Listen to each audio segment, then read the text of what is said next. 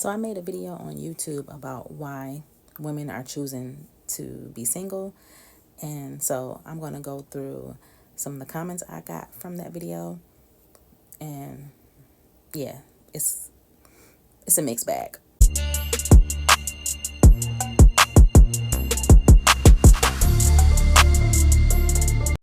One person said that, wow, I wasn't familiar with decentering, but this video showed up at the perfect time.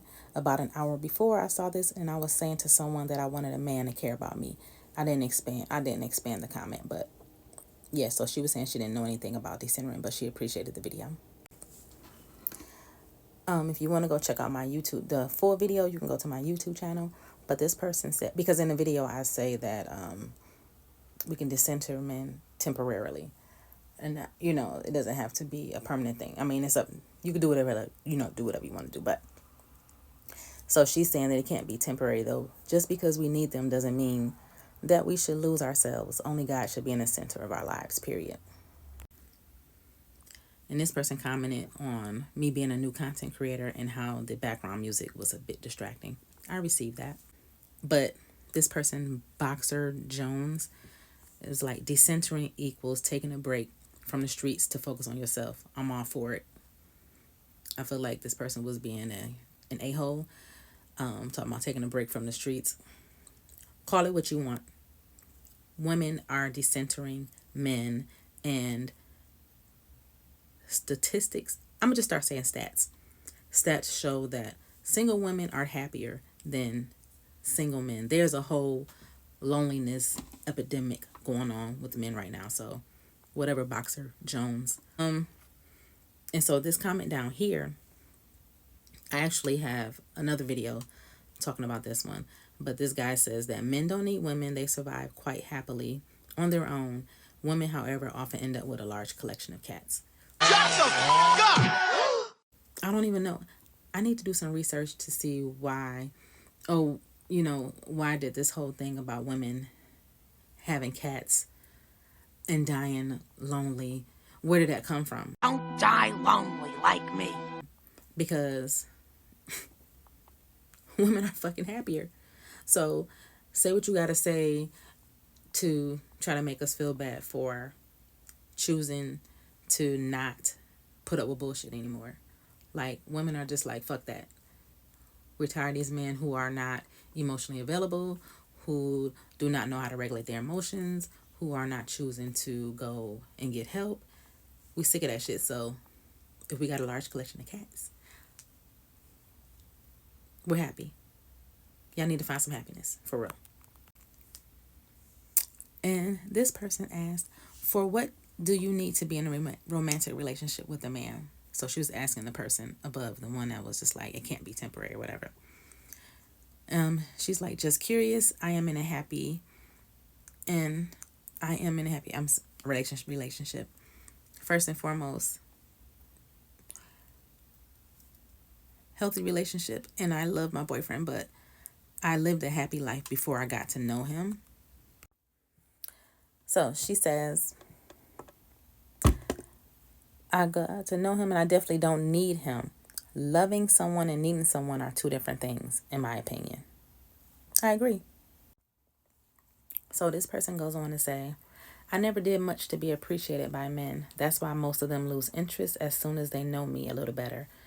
I don't agree just to please them, and a lot of them totally hate it. And they think I wear my clothes to please them, but get angry when I reject compliments about my body that feel the slightest sexualized, which is sadly pretty often. And it scares me because it often comes with the infamous grape stare. This movement is great. So she's talking about the decentering men movement. And so then she goes on to say that she's in a loving relationship with a hot, tall guy. He said he felt in love with me because I never tried to please him and boldly stood my ground in discussions. I have a very sweet soft side that only my best friends and he know. And he was pretty mind blown when I started to show him my soft side. I think it's very important to decenter men to develop healthy, respectful relationships with them. Being fake feminine, quote unquote, To please them is unfair manipulation because you don't give them the chance to get to know the real you. I understand that. And after the first hormone rush is over, the real comes through. The mask slips and the mask slips and you might not be his type. Treat men with respect by not manipulating them. If they don't respect you, go back. No, if they don't respect you, go back, go away. The men who like the real you will stay. The rest can move on.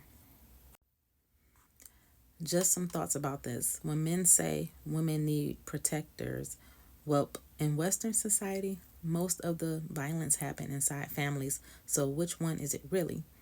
We need to protect ourselves from men and walk away from them. They want to own one woman and limiting their way of life with a child. So it's his rules for women, but not for men. So it's rules for women, but not for men. Another man unalived a woman here because of jealousy. Think it's opposite. I need to stay far away from men. That way I'm safe. No drama, no violence, just peace and quiet. And it's unfortunate that some women feel this way, but it's a real thing. We already know the rates of violence against women done by men are very high. In that aspect, I can see why women are choosing to decenter men. Yeah, I understand that. And so Cordelia responded to that Boxer Jones smart ass comment about taking a break from the streets to focus on yourself. So she says, "Oh, the sweet rotten smell of hatred," because, sir, STFU. I still think that decentering men could be a temporary thing. Like I said in my YouTube video, you can go to my YouTube channel. This is the first time in a very long time, if ever, that I have been single, not dealing with anyone, not in a situationship, not kicking with anyone, and I have so much clarity and focus because, like I said, it was working for me because I was focusing all my time and attention on relationships, on trying to get validation, on trying to be seen, on trying to get love, and trying to get, closeness. And I was focusing on the wrong shit. So since I've gotten closer to myself, really tapped into what my patterns were and why I was entertaining the people that I was entertaining, I knew that I had to kind of unpack my baggage and my issues and get clear on that. And once I did that and understood what my core wounds were and my attachment style and why I was even choosing the people that I was choosing, everything became clear. But it didn't become clear until I was actually able to sit with myself and not let men be the distraction. So I still think it could be a temporary thing, and it's especially beneficial when you learn to be okay with being by yourself. You know what I'm saying? It's a difference between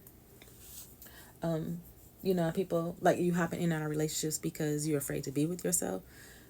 If you're able to be by yourself and you've got some resolve on the patterning and the things that you're doing, if you want to get in a relationship, that's amazing.